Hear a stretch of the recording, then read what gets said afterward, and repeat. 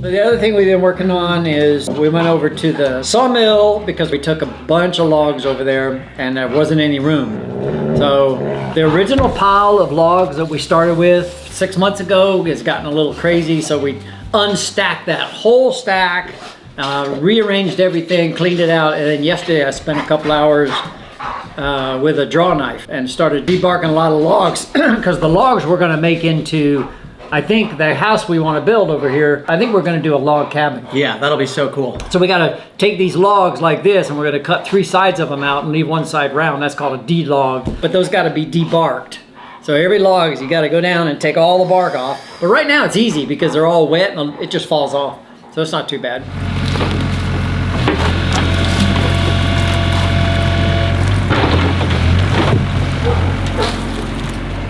Got to get it up on that board.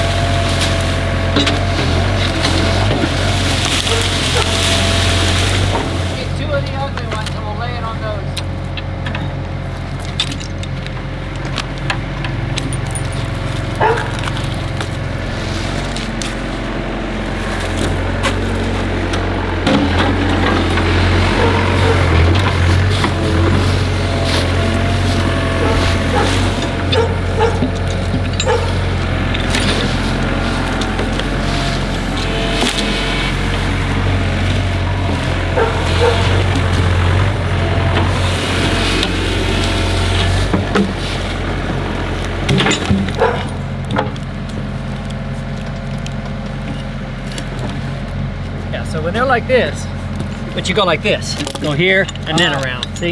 Yeah. So let's take this one. This one's really good. And sometimes you go like that and it'll stick better.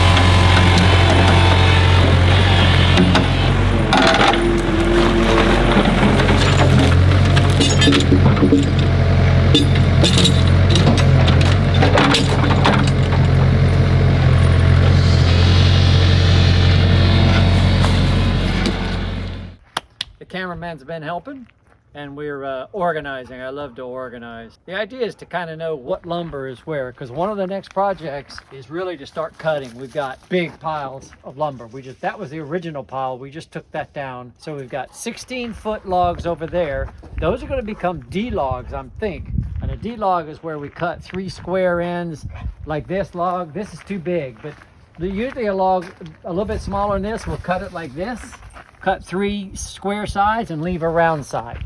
And we have to debark it. And that's logs for building a log cabin. And I'm thinking that that's what we're gonna build back up in the 70 acres. Once the next few projects, the driveway and the pool are done, that'll be next. So the idea is to get these logs ready for that and sorted into piles for that. So that's what that pile right there is D logs, hopefully. And then those are the 8-footers down there and the 12-footers. And then we're gonna have the big 16-footers here too. But those have been there since the beginning. March, I started stacking those in March. So they're getting, you can see they're getting mildewed, and that's not good. So we're picking them up and moving them, trying to get them some air. And you can't see on the other side there's a whole nother stack of 8-footers. Those will all become 2x4s. So, and then we just finished graveling right here where I got this lumber. We just put gravel there, flattened that. Got the grade right so the water's coming this way, and then I'm probably going to build another drying shed like that one there, and that's where we'll put all the 2x4s and those kinds of things. You know what would be interesting in this video is to go back and get the original footage of when I was clearing this, because this was all woods. There was a little trail through here kind of thing, but this was all woods in here, and there was a lot of these pines came from right here.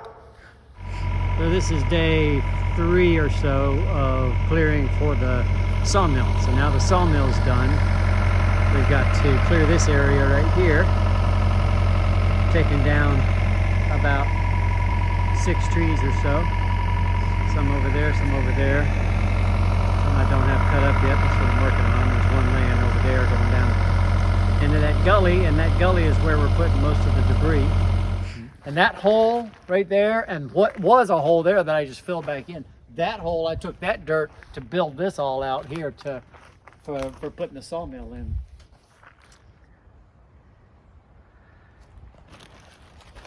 I started on the logs, debarking them with the draw knife. So how many is that? 1, 2, 3, 4, 5, 6, 7, 8, 9. Got 9 done in probably an hour and a half or so. And I got those to go.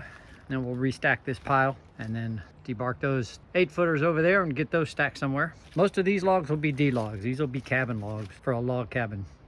So we'll have to figure out how to do that, because I've never done that, of course, but it can't be hard.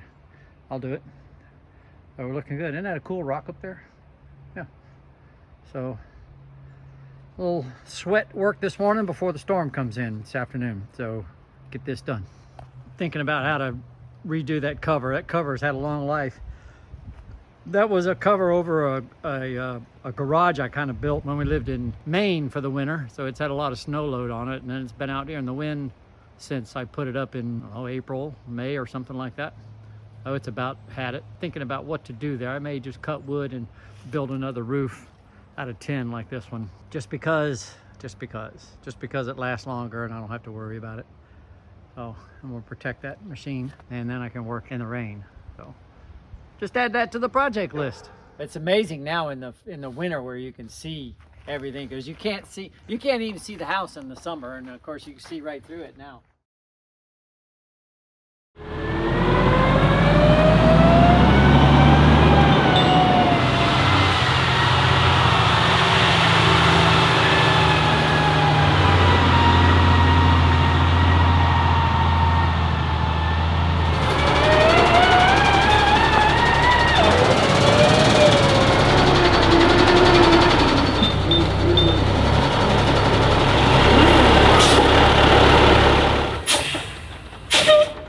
See, the other thing I got to do, got to do anything except live and die, but I want to flatten this right here and put rock right there so I can park this stuff and have a designated place for it. Yeah, get that other stuff out of there so it's not mud when I go pick it up. I got to build a ditch all the way down. I'm gonna dig a ditch and put rock in it all the way up and down.